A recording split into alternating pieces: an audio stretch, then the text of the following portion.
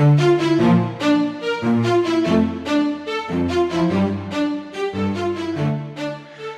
right, welcome back to the Impact and Influence podcast. I'm your host, McLean. Today we have Josh Linkner, New York Times bestselling author and 5-time tech entrepreneur. Thanks, Josh, for joining us today.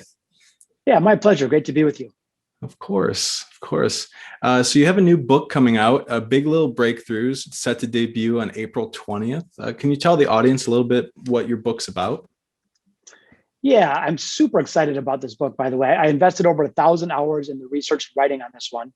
And it's definitely the thing I'm most proud of that I've written over the years. So the premise is basically taking what we normally think of innovation and creativity and flipping it upside down. We normally think that innovation only counts if it's $1 billion idea or if it changes the world. And we also think that innovation only counts for certain rules, like if you're wearing maybe a lab coat or a hoodie. This is the opposite. It's like innovation for the rest of us, helping everyday people become everyday innovators. And so what the book shows is a methodology, a systematic approach to cultivating small daily acts of creativity, micro innovations. And what those do is that, first of all, way less risky than the big stuff. They're way more accessible to us all. They add up to really powerful results, and we're building and learning critical skills all at the same time. So I believe it's a much more pragmatic and results-oriented way to drive creativity into all of our lives and businesses. Yeah, I love that. And thank you again for the advanced copy. I took a look at it, and I think those steps are just incredible. I can see that it would be easy for anybody, like you said, easily accessible for anybody to follow some of those. One thing that I enjoyed that you said was it's more of an unglamorous, repetitive practice that unlocks creative brilliance. That was a quote from you in the book. And you're talking specifically about Lady Gaga's practice regimen. So maybe we can go into that a little bit and talk about that, because people see what's on the surface, right? They don't see those 10,000 hours or however much behind that. Yeah. So again, creativity is very much misunderstood often. We often think that people have these innate gifts, like they're born creative, and most of us aren't, and then we all have to suffer. And the truth is, it's much more like your weight than your height. So I try as I may, I'm not going to grow 1.5 feet next month, but I can control my weight based on my behavior. Your creativity is exactly the same thing. So even a Lady Gaga, when we see a work of art of hers and we think, wow, that's so amazing, it must have been like this lightning bolt from the heavens and it just appeared perfectly on the page. That's not how it works at all. In fact, Lady Gaga's mentioned, and I covered it in the book, that she said, the way a song works for me is basically 15 minutes of regurgitating bad ideas onto the page, and then like 2 years of refinement thereafter. So creativity isn't always like just this, you're plugging your soul into the gods and you just come up with great stuff. It's sort of a disciplined, systematic approach to getting initial ideas out on the page and then sanding and refining them to the point where they've created some value. Yeah, I think that refinement is so key. It's funny. My wife's an accountant over at General Motors, and one of the things that everybody says is, well, accountants can't be creative. And I saw that you even mentioned that in your book.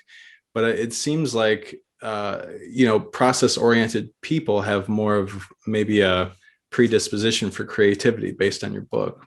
Would you agree with that?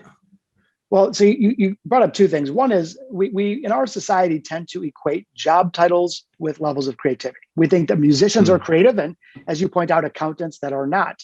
Yeah. Meanwhile, your role and title have nothing to do with your level of creativity. And my argument in the book, backed by a lot of research, is that all roles going forward will require some element of creativity. So, by the way, there are musicians that play the notes on the page as written in classical symphony orchestras, and they're really not being creative at all. And there are accountants that are wildly creative. Check out Enron.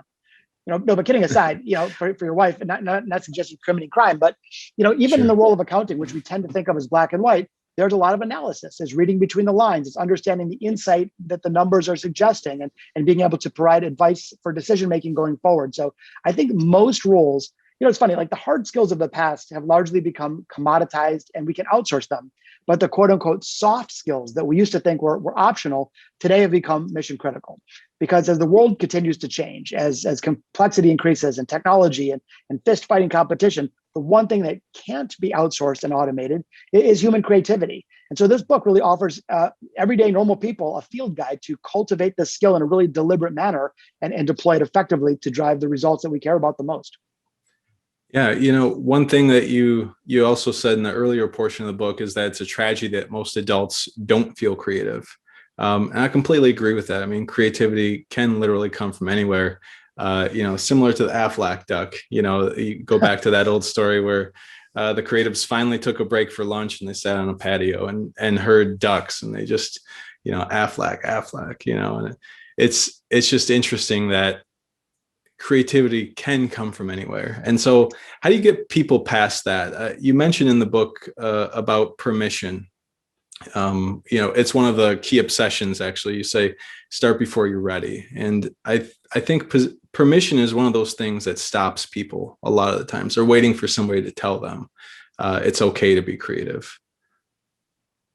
Well, yeah. First of all, I think we got to sort of expand, what does creativity look like? When I say creativity or art, you might be thinking music or interpretive dance or painting on a canvas, but you can be creative in the way you run a call center, or the way you do sales, or the way you try a case to the jury, or the way you run your dental hygienist practice. So if you maybe pull out the word creativity because it's a little bit loaded, and swap in the word inventive thinking, or swap in the word creative problem solving.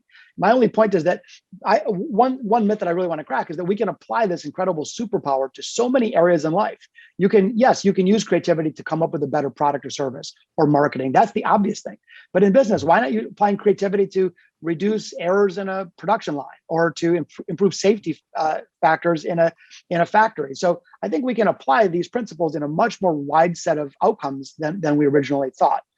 The point that you raised is one of 8 obsessions of everyday innovators that I cover in the book. And this is revealed by interviewing hundreds of CEOs and billionaires and Grammy award-winning artists and celebrity entrepreneurs. And so one of those, you're exactly right, is the principle called start before you're ready.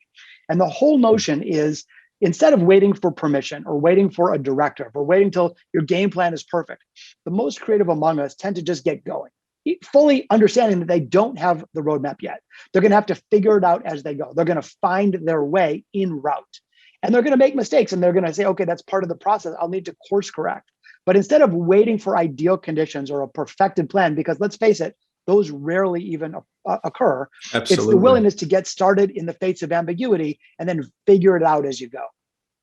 Yeah, I find that it seems like a lot of people get stuck on the strategy phase. You know, strategy is important, but maybe overly focusing on strategy in every certain scenario. And as you mentioned, ideal conditions rarely exist. So getting started, and I think that's incredibly important. And you mentioned some of the other obsessions. There was a couple that you know, I really thought I mean, they're all interesting, but a couple that really stood out to me was, one, fall in love with the problem. I think that was, it was one of the first. I don't know if it was the first, but it seems to me that's like the opposite of what most people do, where they want to avoid the problem or try to minimize the issues.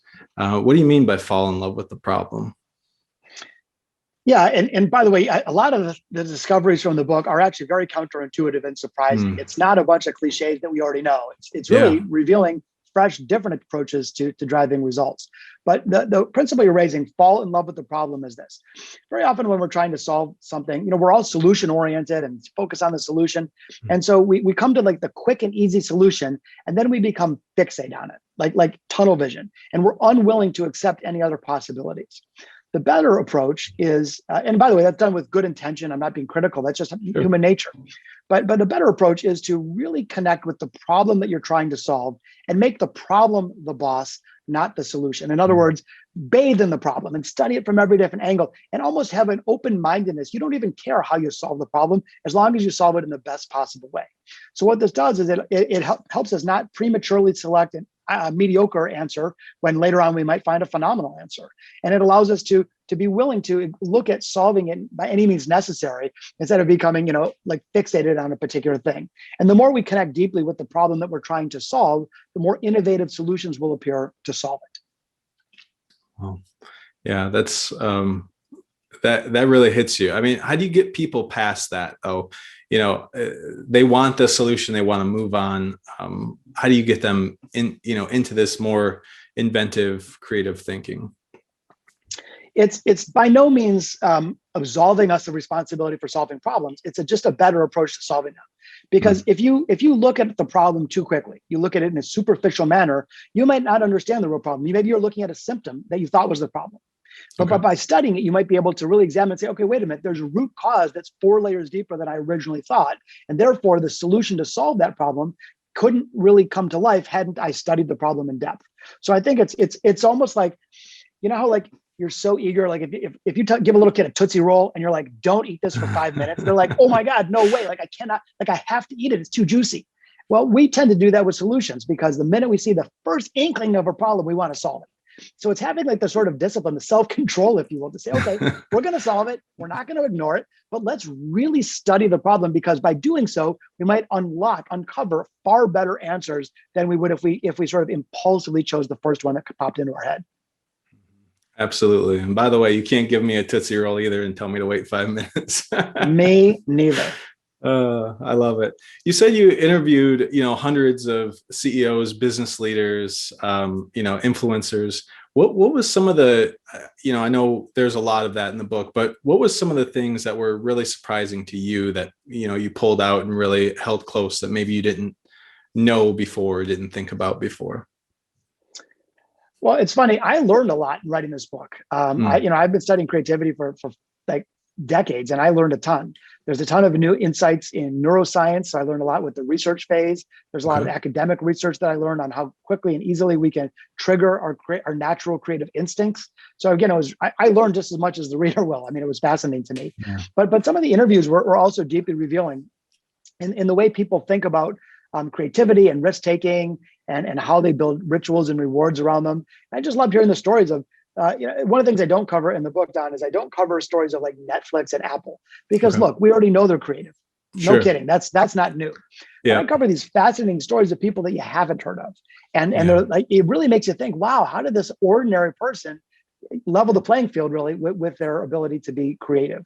I mean, one example, just because we're talking about falling in love with the problem, there are these 3 doctoral students at the UC Santa Barbara and in chemistry. So they were like chemistry nerds. Okay. And they saw one problem in the world that there's a shortage of food supply. 1 out of 9 people on the planet go to bed hungry every night.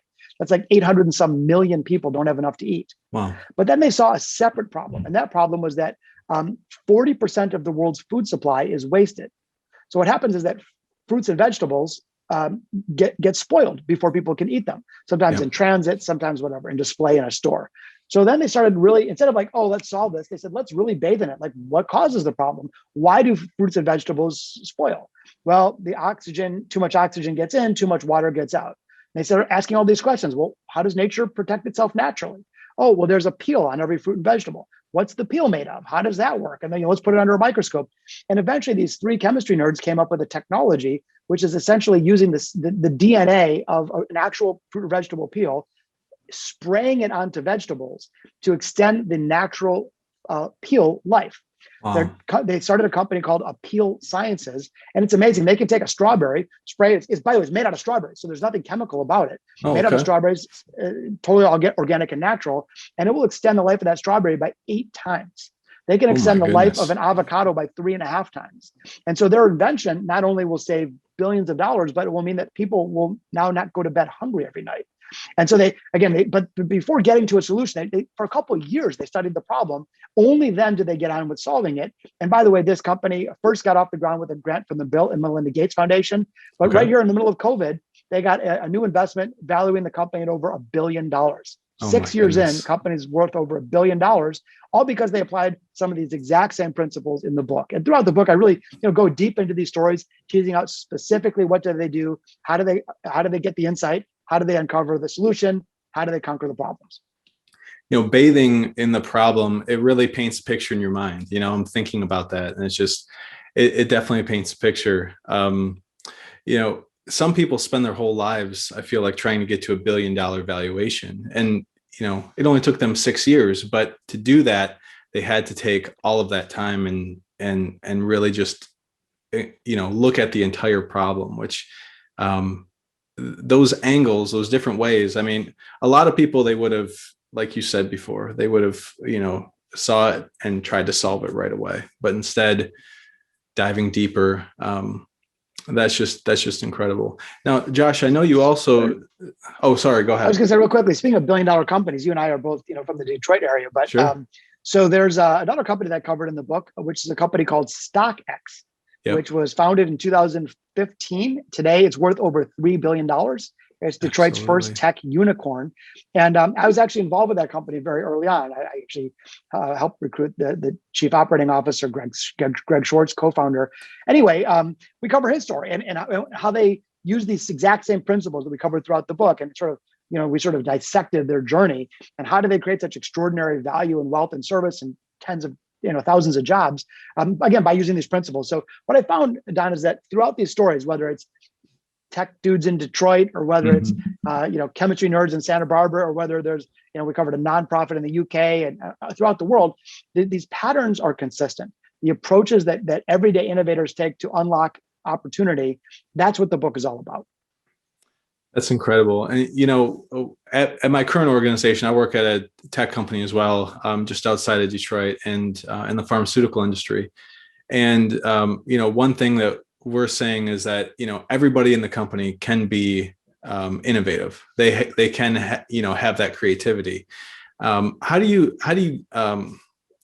for companies that maybe aren't doing this, that aren't promoting this, what do you say to them to help unlock the creativity of all of their employees? Because as I'm sure that in some companies only certain top brass make the decisions, but a lot of times it's the people closest to those issues, or in the call centers, or somewhere that have the real those small wins that can create something big. Well, yeah, I'm really glad that you asked that question. And I agree with you totally. It breaks my heart. If you have a 10,000 person company and only 16 people are allowed to be creative and the rest have to just do what they're told, Yeah. That's not only terrible for those human beings, because there's very few things in life as intrinsically rewarding as the expression of human creativity, but that's a terrible competitive strategy. In fact, that's likely a recipe for disaster at some point, because we win or lose in the business world in the margins. They're photo finish victories. And if you are not using and leveraging and cultivating and deploying the creative power of your team, that's an untapped resource. That would be like if you, Don, had in your backyard of your house, you had this oil well and you had like $1 billion of oil underneath the surface, and you're like, nah, I just don't feel like tapping into it. And I'd be like, man, what are you doing? Like, you got all this value. Don't you want to unlock it? And so most people, or most companies, they would never consider doing that with oil or money or equipment or parts, but they do that every day with their team. And I really think that the better approach is for leaders to think as job number one is to enrich and cultivate and harness and unlock the creative power of their teams. Because when they do that, if you have all 10,000 people in this example using creativity, that creates competitive advantage. It fuels growth, it drives victory, and fuels sustainable success. I really don't think organizations of the future can afford not to. Just while I'm preaching on this, because you touched on, you poked the bear for me on this one. There's a philosophy in psychology, which is called the status quo bias, which basically means that people are like, kind of gravitate to what they're currently doing. Well, with COVID, the entire world is hitting a giant reset button. In other words, the status quo has been broken. The way we work, the way we sell, the way we shop, the way we interact, the way we eat, whatever. And so because that's broken, companies can no longer rely on that status quo bias of their customers or suppliers or employees. Everyone has hit reset. So therefore, we can't simply cling to the way things worked in the past and expect the same results when there's no status quo bias that exists anymore. Simply meaning that I think it's a dire and urgent responsibility for leaders to rethink the way they're approaching the work and to get that creativity flowing in the company, or else unfortunately there will be some tragedies from COVID, not during COVID, but 18 months from now, from all the organizations that just thought they could go right back to doing things the old way and turned out to be in a whole new ballgame. Absolutely. And that's some dinner table conversations that we've been having in my house lately. And it's, I'm noticing that there's some companies that you can tell are, embracing COVID and, and what's changed and how to move forward. There's other companies that just want everything back exactly the same way it was. So you're right. I think in the next 18 months, it will be interesting to see how the chips fall. Yeah, they've always said that in times of disruption comes great opportunity. And when you look at some of the downturns of the past, like in 1929 is when Disney was Sure. born, and 1958 there was a horrible recession, and that's when Hewlett Packard came out. And so I do think that it does, when the reset button is hit, when patterns are broken, new worlds emerge, as they say, and this is one of those times. Once again, I just think that the timeliness of the book coming out of helping people build and harness their creative abilities towards specific outcomes, I think it's really mission critical in these difficult times. Yeah, it's perfect timing. Absolutely. I mean, it's been, by the time the book comes out, it'll be 13 months since the world's worked from home. So absolutely. I want to talk about one of your other obsessions in the book. So it's Don't Forget the Dinner Mint. And I absolutely love how you describe this. Some people have described it differently a little bit, I think, but I really love this. And I want to dive into that. How did you discover the dinner mint obsession? Well, have you ever gone to a nice restaurant, maybe fancy birthday dinner or whatever, Sure. and you have this wonderful meal and everything's great. And then at the end, they're like, "Oh, Mr. McLean, here's a little piece of chocolate, compliments of the chef." And Yeah. if you ordered that chocolate, it'd be fine and all, but because it was unexpected and special and it surprised you, it changes the entire experience of your meal. And so proportionally, that little extra piece of chocolate was less than 5% of your overall dinner, but it made a huge difference. So I started thinking, and as I learned about the strategies of innovators all over the world, it turned out this was actually a pretty common pattern. In other words, if delivering against expectation, to me, that's just the ante to play. Nowadays, Okay. if you have good service, of course you do, or else you wouldn't be in business. Do you Yeah. have a decent product at a decent price? Of course you do, or you wouldn't be in business. Those are just the mere table stakes. But where you can really win is that little extra dose, a little extra, teeny extra small percentage of creative flourish can yield a disproportionate large set of rewards. And so an organization, and this by the way can be individual work product. Like before you hit send on your next email, you say, "Hey, could I make it 5% funnier? Could I make it 2% more compelling? Could I add a little something unexpected?" So it doesn't have to be a physical good. It's basically just adding a little teeny extra creative surprise and delight. So if you're charged for a client to come back with 5 deliverables, come back with 7. If someone asks you to get it done by Thursday morning and you come in at Wednesday afternoon, that's a dinner mint. That was a time dinner mint. So we can express this dinner mint philosophy in lots of different manifestations, but the whole notion is get to the point where you're delivering excellent work, but then add less than 5% more. And that extra little oomph creates a world of difference in terms of the outcomes that we seek. Okay. What was your favorite dinner mint that you discovered in talking with all the folks that you did? Man, I found so many cool ones. Maybe you read in the book, but one Yeah, that I comes saw to the mind one is, about the dinner knives, and I really like the steak knife one. So I thought, oh, I get so particular about what sort of knife I like to use at my house, but I thought that was really interesting about the steakhouse. yeah. So for those that hadn't read that yet, so dinner. There's a wonderful upscale steakhouse in LA. But you know what? There's lots of steakhouses in LA, and how do you compete? It's like, and yeah, you have to have great steak, but like so does everybody. You have to have great Yep. atmosphere, so does everybody. But they do one little extra tweak. When you sit down before your steak comes, there's a knife sommelier that comes up to your table and has this beautiful polished steel briefcase, like he's carrying the nuclear codes, and he with white gloves and opens this thing and presents it to you with like all this regalia. It says, "Oh, sir, let's explain. Let's look. I'm your knife sommelier. Let's choose the perfect knife for your meal." And there's like 70 different knives. He talks about the handles and the grips and the weight, and it's just like this little fun thing that everybody remembers. They're the only restaurant in LA that does that. Meanwhile, it doesn't even cost them that much money. You don't keep the knives, but Sure. that little extra twist makes this irresistible. Another one that comes to mind is there's a little hotel in Orlando. It's sort of like a moderately priced hotel. It's not like the Disney hotels, but Sure. that's a really competitive market for hotels. And this hotel is exactly like every other hotel in terms of the beds and the price and the location, all this stuff, except for one thing. This hotel, when you walk up by the pool, there's a mounted on the wall, there's a bright red phone. It looks like the bat phone or something. So you pick it up, there's not even a dial on it. So you pick it up and you hear on the other end only one thing: what flavor? As if it's like a spy secret code. And you say, grape. And then in a couple minutes, someone comes out wearing, again, white gloves. They have a silver platter and they present you with a grape popsicle. Okay. So what this is, that's the popsicle hotline. And again, goodness. how much does a popsicle cost? I don't know, 11 cents in bulk. But you know what happens? This hotel has 8,000 plus Yelp reviews. They crush it compared to their competition. They're booked all year round. And that one little extra something, again, think about their overall cost structure. Same marketing costs, same security costs, same land costs, same insurance costs, same bedding costs, same maid Absolutely. costs. But they do this one extra thing, which is way less than 5% of their overall cost basis. And yet here we are talking about this one hotel in Orlando, Florida.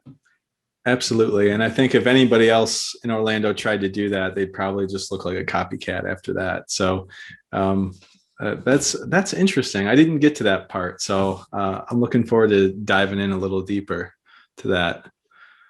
There's one other one that incredible. comes to mind just because it's such an interesting strategy. So there's this woman who I covered that her name is Melissa Tavs. Okay. So Melissa, her family came from the old country in Italy, and they made like gelato and sorbet and stuff.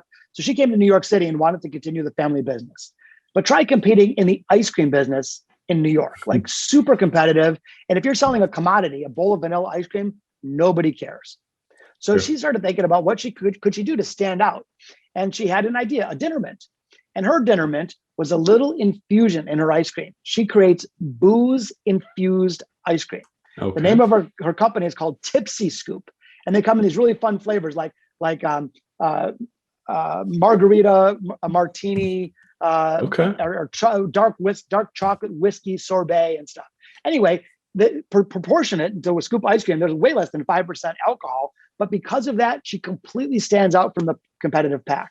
And in her case, she has now 2 thriving retail stores. She has a cookbook. She has courses. She does corporate catering. She ships her product to all 50 states. So again, that little dinner mint strategy was transcendent. It separated her from the competition and allowed her to truly thrive.